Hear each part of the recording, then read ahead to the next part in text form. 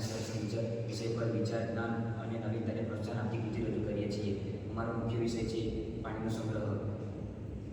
જે વિસ્તારમાં ભૂગર્ભજળ મીઠું હોય ત્યાં પાણી તે વિસ્તારમાં હાર્વેસ્ટિંગ મારફતે રિચાર્જનો વિકલ્પ ઉત્તમ છે.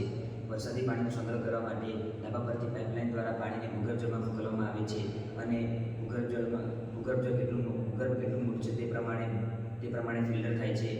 ફિલ્ટર કરવા માટે ઈંટ, કોલસો, કાર્બન એક્ટિવેટેડ અને નદીની રેતીનો ઉપયોગ કરવામાં આવે છે. ખેત તલાવડી ચોમાસા સિવાયના સમય દરમિયાન પાણીની અછત ન રહે તે માટે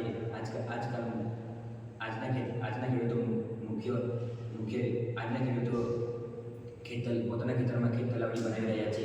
ખેત તલાવડી બનાવવા માટે ખેતરમાં ઊંડો ખાડો કરવામાં આવે છે અને તેની નીચે અને ચારે બાજુએ સિમેન્ટ અને માટીથી કોથળીઓ બાંધવામાં આવે છે, જેથી તેમાં પાણીનો સંગ્રહ થાય છે. સંગ્રહાયેલ પાણીનો ઉપયોગ ચોમાસા સિવાયના સમય દરમિયાન ખેતીની સિંચાઈ માટે કરવામાં આવે છે. હવે આપણે સમજીશું ચેકડેમ.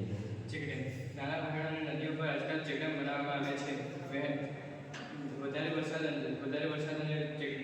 મોટા વહેણોનું પાણી મોટી નદીઓ દ્વારા દરિયામાં પડી ન જાય તે માટે વહેણોની વચ્ચે ઊંચી અને મજબૂત દીવાલ બનાવવામાં આવે છે, જેથી ત્યાં પાણીનો સંગ્રહ થાય છે અને ધીમે ધીમે પાણી જમીનમાં ઉતરતું રહે છે.